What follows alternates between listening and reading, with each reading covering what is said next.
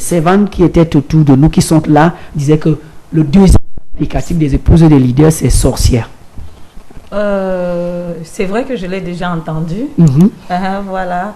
Donc, mais seulement moi, je m'y attarde pas vraiment. J'avance avec ce que j'ai à faire et je connais mon devoir en tant que maman et je suis focalisée sur ce que j'ai à faire. Donc, on entend sorcière, on en passe. Les leaders sont appelés et ils travaillent au sein de leur bureau, au sein, n'est-ce pas, de leur église, de l'église où ils ont la charge d'entretenir le peuple. Et en général, c'est effectivement les jeunes filles, les femmes qui viennent vers les leaders. Et je dis, c'est à pratiquement 99,99% faux. Pourquoi?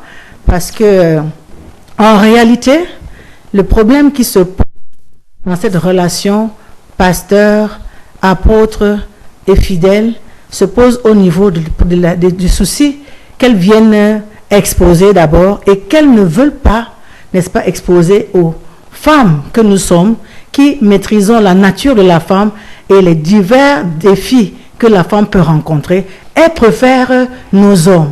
Et je dis, à 99,99% des cas, c'est elles qui gravitent autour. Bon, il y a des exceptions. Il y a, comme on le disait hier, quelques brebis galeuses, mais en général, il s'agit plutôt du contraire. Non, il faut noter ici que dans chaque maison, il y a des... Comme la servante de l'Éternel vient de le dire. Dire que les pasteurs gravitent de quelques jeunes filles, ça peut pas manquer. On ne peut pas se refuser de le dire ici. Ça existe, on en a entendu parler, mais la plupart des temps, le bon berger, le bon pasteur, celui-là que Dieu a établi, c'est quelqu'un qui sait se réserver. Déjà qu'il est marié, je crois qu'il sait se réserver, il sait honorer sa femme en public, parce que ce sont des petites choses. Lorsqu'on les fait, c'est pour déshonorer son épouse, et ça fait mal, parce que tout le monde veut imiter le leader. Et lorsqu'un pasteur s'érige en barrière pour certaines personnes pour entrer dans le royaume de Dieu, ça devient délicat. Là où il y a le vrai, en fait, il y aura toujours le faux. Mais c'est pas parce qu'il y a quelques faux qu'on va généraliser. Il y a des jeunes filles, moi je les appelle des agents de Jézabel, appelons le chien par son nom. Il y a des agents de Jézabel, de l'esprit de Jézabel, qui viennent et dont le but est de faire chuter le serviteur de Dieu, parce que la Bible est claire. Tu as laissé la femme Jézabel qui se dit prophétesse enseigner et séduire mes serviteurs. Donc l'esprit de Jézabel vient pour faire chuter les oins de Dieu. C'est quelque chose qui est clair qu'on ne peut pas nier. Donc il y a des personnes qui sont influencées par cet esprit, possédées par cet esprit, qui viennent dans les assemblées spécialement pour faire chuter l'homme de Dieu. On voit des hommes de Dieu qui commencent bien mais qui finissent mal. Pourquoi? Il y a quelque chose qu'on néglige des fois, l'empoisonnement spirituel. Vous comprenez un peu, quelqu'un peut commencer bien et du jour au lendemain, il se met à changer totalement parce qu'il a été quelqu'un de très aimant, de très ouvert, qui a des fois ouvert son intimité à tout le monde et finalement, il a été empoisonné spirituellement. Et vous voyez, cette personne commence à changer du jour au lendemain. La première réaction qu'on a, on commence à pointer un doigt accusateur. Mais on oublie qu'il y a des sorcières, il y a des sorciers qui viennent dans les assemblées, pas pour recevoir Jésus-Christ, mais pour détruire l'œuvre de Dieu. Nous n'allons pas ignorer que là où il y a le blé, il y aura également l'ivraie. Ça, c'est certain. Et les mamans ne sont pas exemptes de ce que nous accusons ces jeunes filles, parce que lorsque le royaume des ténèbres met un agent en mission, ça peut être une maman qui peut passer par des ressources financières, ça peut être une maman qui peut passer par un support quelconque et qui arrive avec un vêtement d'ange, mais avec une motivation cachée. Je voudrais aussi noter que nous avons tendance à oublier dans nos églises qu'il y a une catégorie de pasteurs, de jeunes hommes élevés comme pasteurs, parfois même ordonnés comme pasteurs, qui sont nés à l'église. Ils n'ont pas passé ce processus de puberté.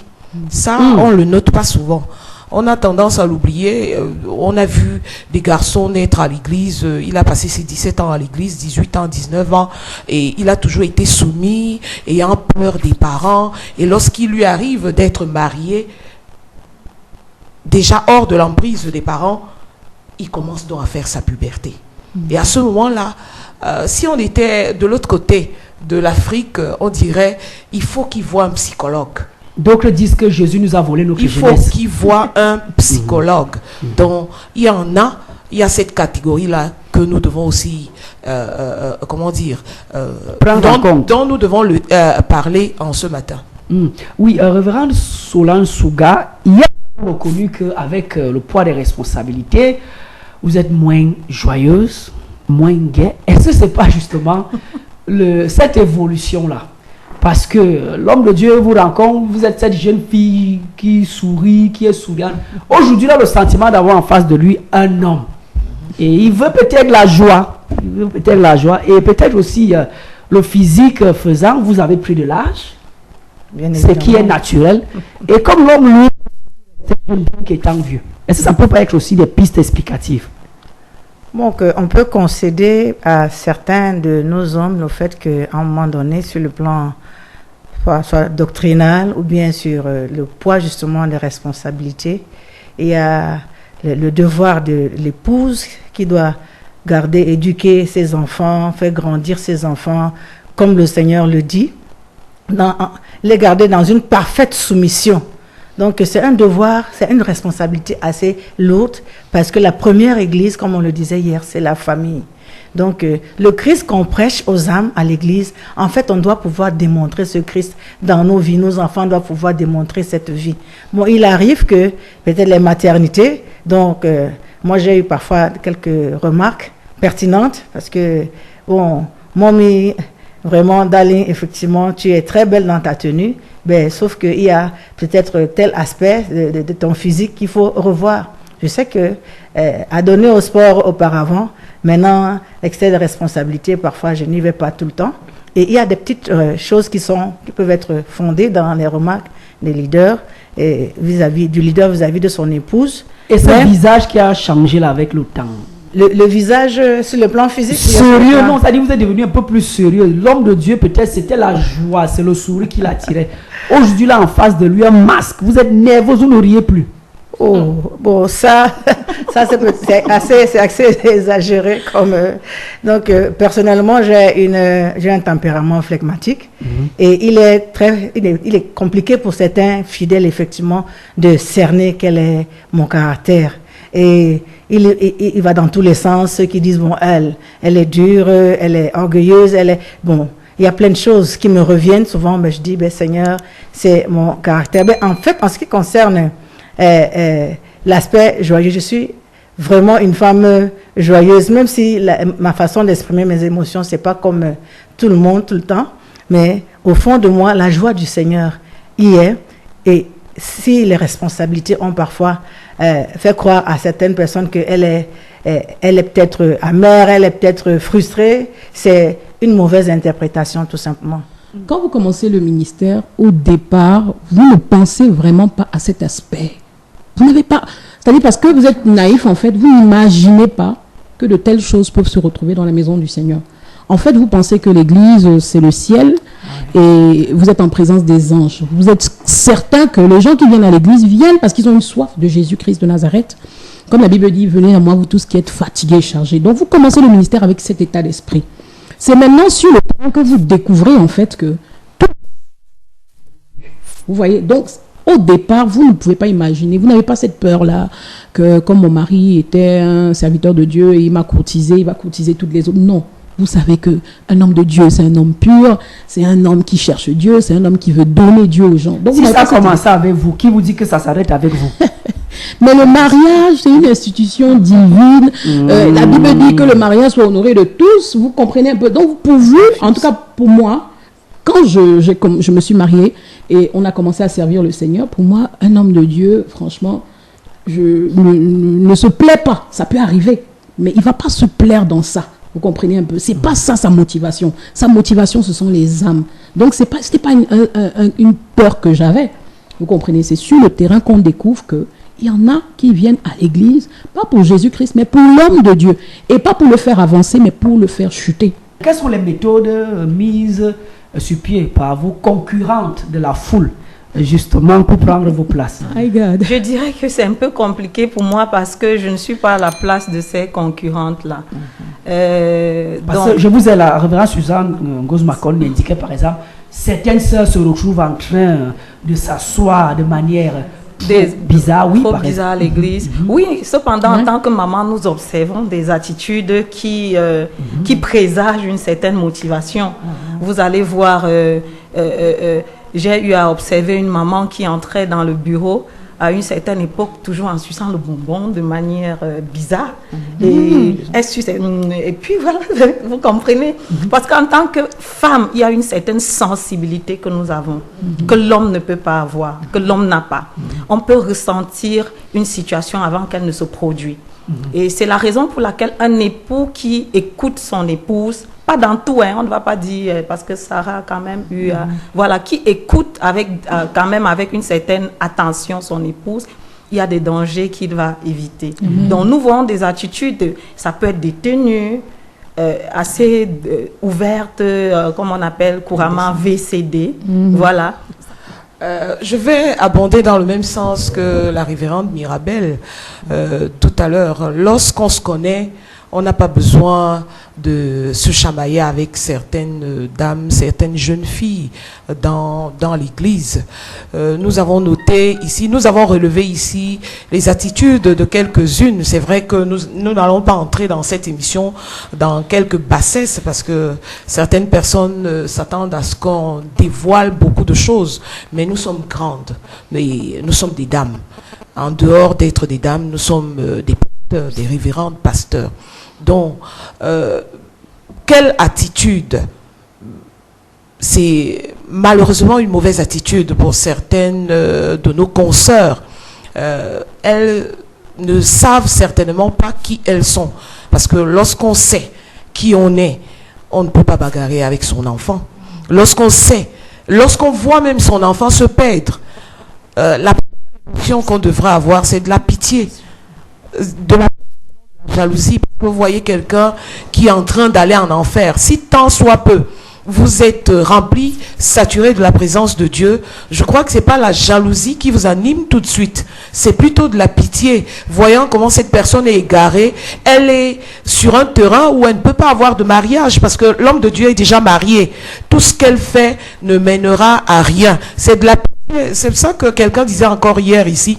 Nous sommes des sentinelles. Lorsque nous voyons ce genre d'attitude, on se retracte, on se met en arrière pour prier pour la personne. Et je crois que chaque fois qu'on l'a fait, chacune de nous peut donner son témoignage. Chaque fois qu'on l'a fait, on a vu la sœur s'assagir.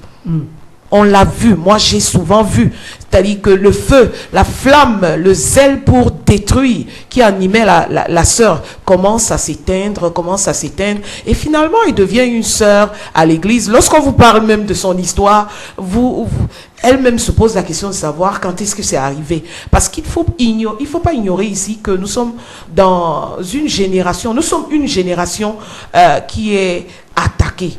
Et toutes les générations sont attaquées, certainement par l'ennemi, le diable, les démons et tout ce que vous pouvez citer. Mais notre génération particulièrement est attaquée dans un domaine. Et le domaine, c'est le mariage.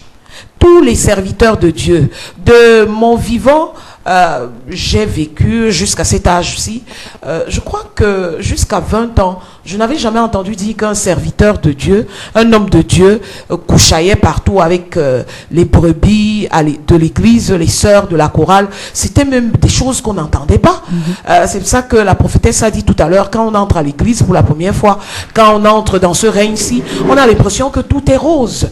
Et quel n'est pas notre désarroi de retrouver les choses du monde dans l'église. Donc du coup, vraiment c'est des situations malencontreuses, mais nous continuons de croire, nous qui sommes ici, que le Seigneur changera. Il changera, peut-être tout ne sera pas rose demain, mais au fur et à mesure nous avançons en temps, en âge, le Seigneur est en train de changer.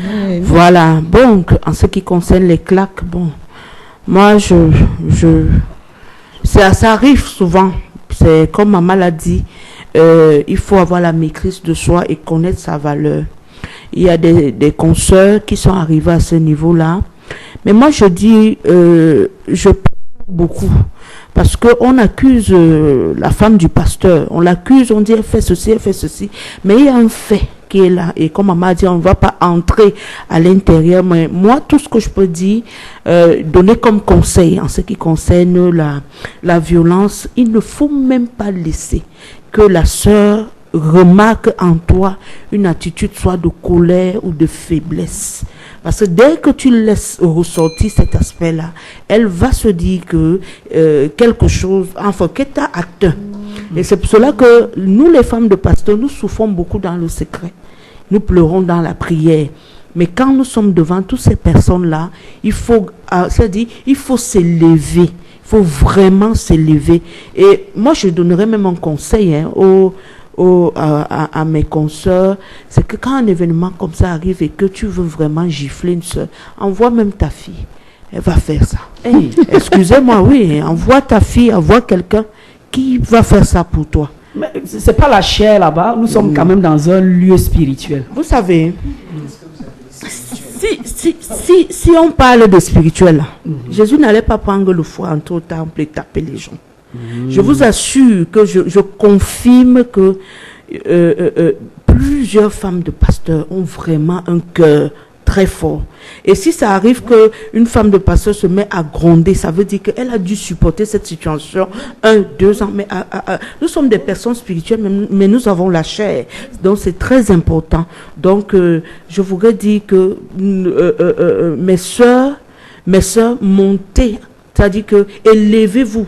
Nous sommes des aigles. Élevez-vous et trouvez une autre astuce, comme maman a dit tout à l'heure, que elle exhorte la soeur, elle ramène la soeur. Et puis après, moi, j'ai carrément une soeur comme ça qui avait écrit une lettre au révérend: je te donne mon corps, mon âme et mon esprit est tout ouvert à toi.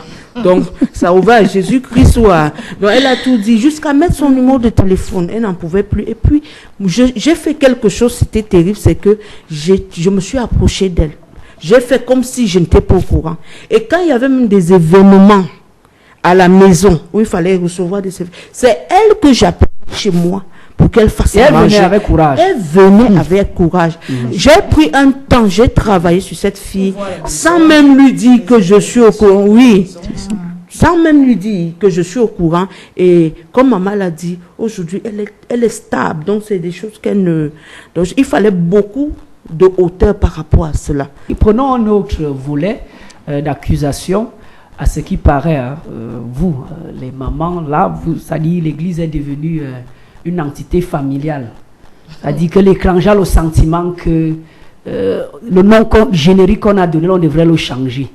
Ça dit que le père là, la mère là, et tout, les enfants sont là. Aussi, oui. Oui, mais c'est biblique. C'est biblique. Le ministère a une dimension héréditaire. Même selon le modèle divin, on en revient toujours. C'est la tribu de Lévi, n'est-ce pas? Et le ministère était transmis de manière héréditaire. C'est une tribu que Dieu a choisie qui était essentiellement consacrée au service de la maison de l'Éternel. De la tribu de Lévi étaient tirés les sacrificateurs et les Lévites. La Bible dit: crois au Seigneur Jésus et toi et ta famille vous serez sauvés. Nous ne sommes pas sauvés pour nous asseoir, nous sommes sauvés pour servir. Ça veut dire qu'en principe, quand un pasteur est sauvé, il a son épouse aussi qui est sauvée, ils sont sauvés pour servir. Les enfants aussi doivent être appelés au service. On a le sentiment que la famille présidentielle ou pastorale ou apostolique joue les premiers rôles. Tantôt, c'est le papa qui prêche, c'est la maman qui garde les finances, c'est l'enfant qui dirige la chorale. C'est un peu compliqué. Mais tout ça n'est pas un péché en tant que tel. Au contraire, celui qui vient, que le Seigneur, la brebis que le Seigneur nous a échue en partage, on la prend, on lui donne certaines orientations et voir comment justement la famille dite présidentielle fait. Donc, elle a le devoir d'imiter, comme l'apôtre Paul dit, imiter, soyez mes imitateurs comme je le suis de Christ. Bon, si, en fait, c'est parce qu'il y a souvent des petits... Quoique des gens viennent avec leurs idées arrêtées, ils n'administrent pas convenablement, on doit savoir comment on a donné ceci, on doit savoir comment ils gèrent ça, même si c'est eux qui sont à la tête. Sinon, il vaut mieux que ce soit un comité autre, que ce soit au lieu de la famille, du pasteur, ou bien le pasteur, son épouse, parce qu'on n'est pas toujours sûr que les fonds sont gérés à bon escient. Elle peut virer ça à ses petites gâteries personnelles, ou bien ses enfants, etc. En fait, tout ça, c'est à cause du fait qu'on laisse des pensées vraiment impures nous traverser, et en cela, c'est un grand manque de respect pour les serviteurs de Dieu, leurs épouses et leurs enfants. Donc, les gens doivent faire très attention à ce qui gravite dans leurs pensées et à avoir les mêmes sentiments qui étaient en Christ et honorer vraiment les serviteurs de Dieu ainsi que leur famille. Maman Mirabel, c'est au point où même les messages ont une teinte familiale. Mes enfants, ma femme, j'ai dit à mes enfants, ma femme, l'étranger se demande s'il est toujours dans l'église du Seigneur ou alors, je ne sais pas trop. Qui est étranger? Je vais déjà commencer par te poser la question. Mais je ne vais pas répondre, selon ma formation. Ok. Est-ce que même s'il arrive qu'on célèbre sa famille, ses enfants, qu'est-ce qu'il y a de mal en ça en fait? Moi, je ne pense pas. Je crois que le noyau de la société reste et demeure la famille. Et que Dieu a même toujours utilisé la famille.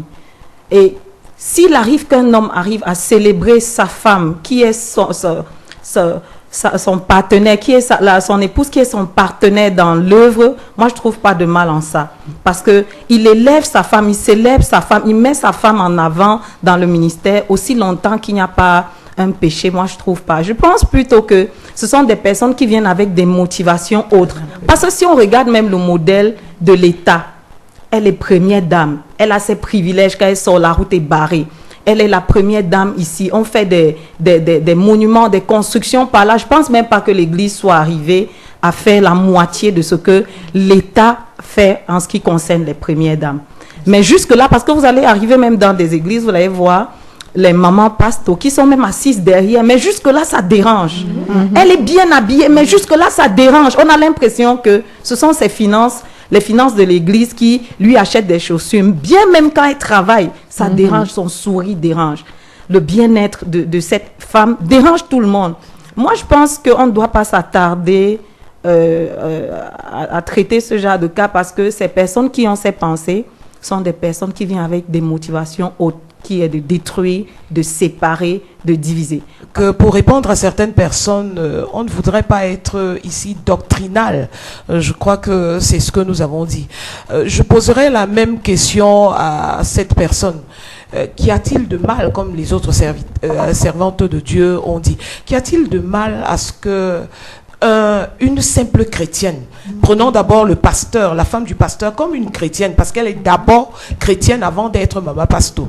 Qu'y a-t-il de mal que votre sœur en Christ puisse avoir une belle chaussure? Qu'y a-t-il de mal que votre sœur en Christ puisse expérimenter la gloire de Dieu dans sa vie? Qu'y a-t-il de mal? Parce que quand vous parlez de versets bibliques, rentrons seulement à ce que Jésus s'est fait pauvre afin que nous soyons riches. Qu'y a-t-il de mal que je puisse avoir une belle paire de lunettes? Qu'y a-t-il de mal à ce que je puisse garer une belle voiture? N'est-ce pas pour ça que, pour tout ça, que Jésus est mort, afin que non seulement je sorte du péché, mais que je puisse vivre une vie glorieuse? C'est pas la question. Quand on vient à l'église, c'est pourquoi Jean 10, verset 10, le voleur vient pour détruire, égorger et tout ce qu'on connaît. Mais lui, Jésus, vient pour nous donner la vie en abondance. Amen. Quand je viens à l'église, qu'est-ce que j'espère? J'espère que ma vie soit glorieuse. C'est pour ça que je viens. Si à l'église, je peux pas avoir une vie métamorphosée, eh bien l'église ne me sert pas à grand-chose. On a des ministères comme ça où certains n'hésitent pas à dire que non, on peut faire comme momie. Bon, pour vous répondre, je vais dire que la femme est la gloire de l'homme. Voilà, donc quand il y a un certain rayonnement sur une femme, son mari doit plutôt se sentir flatté. Vous comprenez un peu, flatté, parce que sa femme, votre femme en fait, c'est votre gloire. Plus elle est élevée, plus elle est distinguée, plus ça démontre que vous êtes un bon leader, vous êtes un bon époux, vous êtes efficace. Parce qu'en réalité, la femme n'est que le résultat de ce que son mari a fait d'elle. Vous comprenez un peu.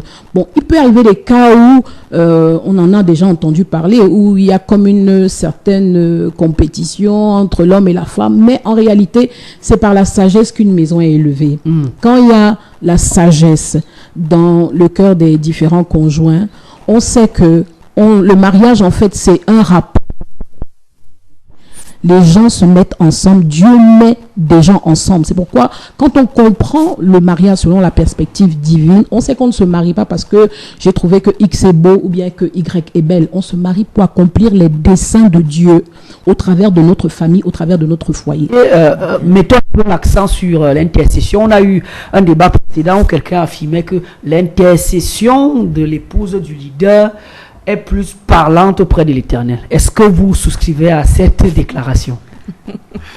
Ce que femme veut, Dieu le veut. Ça, c'est clair. La femme est une intercesseuse. La femme prie beaucoup. La femme a un cœur d'amour, un cœur de compassion. Et quand elle va devant l'Éternel, elle s'abaisse devant l'Éternel, elle pleure devant l'Éternel. C'est une de vision. Donc, elle porte un fardeau. Et quand elle entre dans la présence de l'Éternel, elle sait exactement ce qu'il faut faire, ce qu'il faut dire. Nous avons le cas de Anne. Anne, avec son mari, n'arrivait pas à faire d'enfants. Entre-temps, le monsieur, lui, il était satisfait parce qu'il avait les enfants de l'autre côté. Mais entre l'union de Anne et son mari, il fallait un enfant. Vous savez bien que quand elle est entrée au temple, nous savons tout ce qu'elle a pu faire à l'intérieur. Donc, la femme, quand elle va dans la présence de Dieu, elle sait exactement ce qu'elle doit faire. Elle prie pour le ministère, elle prie pour la protection de ses enfants, tant physiques que spirituels. À quoi servent donc encore tous ces départements d'intercession qui pullulent dans nos communautés? Je dirais déjà que l'intercession de l'épouse est beaucoup plus orientée vers son époux déjà, premièrement, parce que c'est une aide, comme la maman a dit tantôt. Donc, et non seulement ça, la femme, elle a les contours de la vision.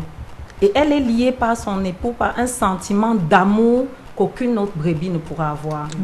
Là, et vous allez voir que dans les miracles que le Seigneur Jésus opérait partout où j'ai parcouru la Bible, vous allez voir que Jésus est d'abord animé par un sentiment de compassion, un sentiment d'amour.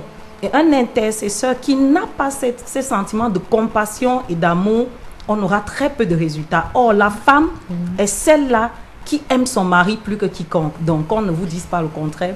L'épouse du pasteur aime son époux plus que l'intercesseuse de l'église, plus que les collègues de l'église, plus que la sœur qui fait n'importe quel genre de cadeau. C'est elle. Parce que si le ministère coule, elle coule avec. Si il échoue, elle échoue avec. On dit souvent que à côté d'un grand homme, il y a une grande dame. Et généralement, les hommes qui vont loin, qui ont de l'impact, et dont l'impact dur, sont des hommes qui écoutent leurs épouses. Pas qui sont des bénis, oui, qui font tout ce que la femme dit, mais qui prennent avec toujours des pincettes ce que leur femme leur dit. Vous savez, par une femme, vous pouvez être élevé, par une femme aussi, vous pouvez chuter. On a dans la Bible, la servante de Dieu, Maman Macon, a donné l'exemple d'Abigaël. Abigaël, qui n'était pas une femme bénie, oui, qui a su revenir vers Nabal pour lui dire attention, mais on a une autre femme, dans le cas de Ananias et Saphira, qui a suivi son mari dans l'erreur et tout. Donc Dieu ne met pas à côté d'un grand homme une grande dame en vain. Tout homme qui a une certaine sagesse sait qu'il doit tenir compte. On l'a dit hier, les femmes ont un certain sens du discernement. Une femme à côté d'un homme, c'est une aide semblable, c'est son intercesseuse, c'est une guetteuse, c'est, comment on appelle, une sentinelle, à qui Dieu montre les choses à l'avance, qui est là pour faire retentir le son du chauffard, qui est là pour dire fais attention. Donc, c'est très bien qu'un homme puisse toujours avoir quelqu'un qu'il va finir par écouter. Vous comprenez un peu, quelle que soit sa dimension de grandeur. Mais c'est aussi bien qu'en plus de son épouse, que l'homme puisse aussi avoir un parent spirituel qui l'écoute. C'est très important. Vous savez, si vous n'avez pas de père, vous n'avez pas de repère. Celui qui aime son leader lui dit la vérité. Et il peut, n'est-ce pas, s'il est un homme effectivement plein de l'esprit, agir comme le prophète Nathan a dû agir auprès du roi David. Le Seigneur va lui inspirer l'astuce qu'il faut. Donc, le péché, souvent, à ce niveau, c'est que c'est vrai, il faut honorer son leader. Il faut effectivement élever son leader, ne pas l'amener à a servi le Seigneur avec gémissement, mais il faut également faire la part des choses. Donc, il est très important que les collaborateurs comprennent qu'auprès de leur leader, ils ont le devoir de loyauté.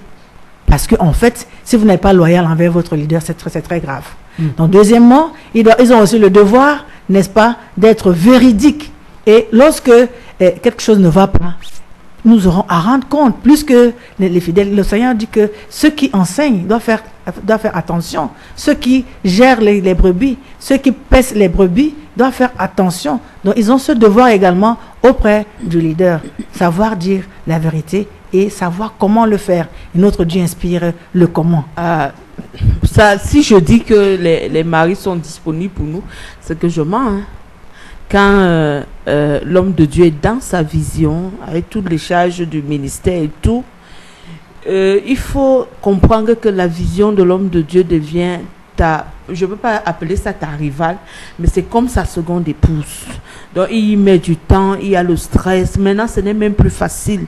Comme tout à l'heure, les mamans disaient, maman Nathalie disait que la famille de l'homme de Dieu, c'est une famille de Lévites. Donc tout le monde est appelé. Et non seulement tout le monde est appelé, mais tout le monde doit même vivre de ceux qui viennent du temple. Mais aujourd'hui, parfois, les hommes de Dieu sont même obligés de fuir l'argent du temple, pas parce qu'ils ont peur. Il faut aller à gauche et à droite chercher d'autres ressources pour sécuriser sa famille.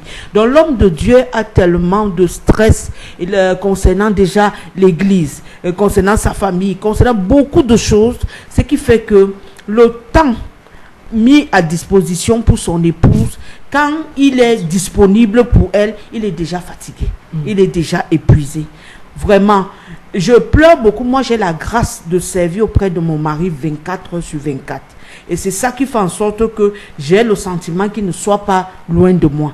Moi, je pense, parce que nous sommes également là pour donner des pistes de solutions à celles qui nous suivent. Donc, ce n'est pas seulement pour faire un survol des problèmes des mamans pastos, mais c'est également pour apporter une solution à celles qui nous écoutent ou bien aux jeunes sœurs qui sont nouvellement dans le ministère. Moi, j'y suis depuis presque 20 ans.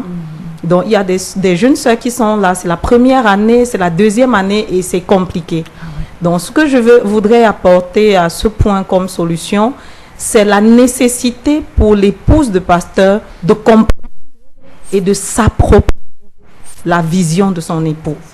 La nécessité de comprendre et de s'approprier, c'est-à-dire, cette vision doit devenir tienne. Et lorsqu'elle devient tienne, tu trouves un moyen de t'épanouir dans la vision. Parce qu'on ne peut pas vivre sans vision, c'est la vision qui nous épanouit.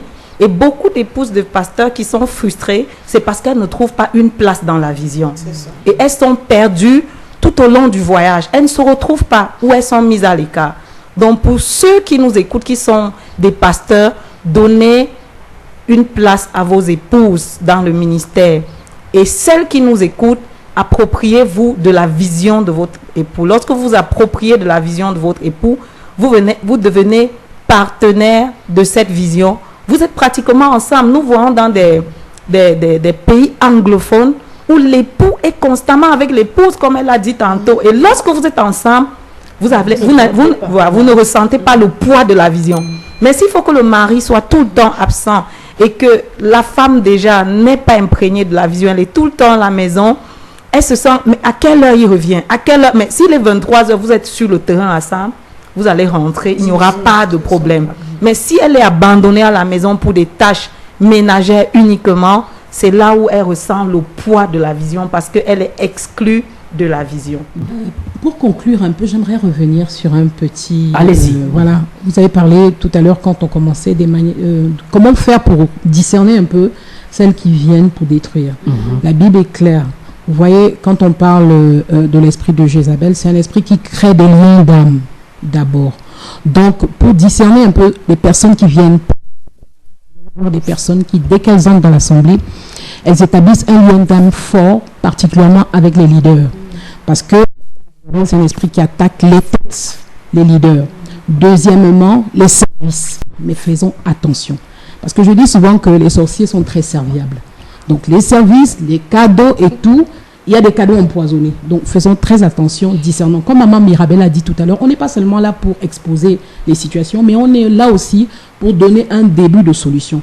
Donc, faites très attention à des personnes qui viennent et qui ne veulent rien avoir à faire avec l'organigramme qui est établi, qui veulent seulement traiter avec le leader. Faites attention, des personnes qui sont très disponibles, très gentilles, mais des fois, c'est pour juste créer le lien d'âme, mettre la cravate spirituelle pour pouvoir contrôler et manipuler le leader. Docteur Sarah, oui.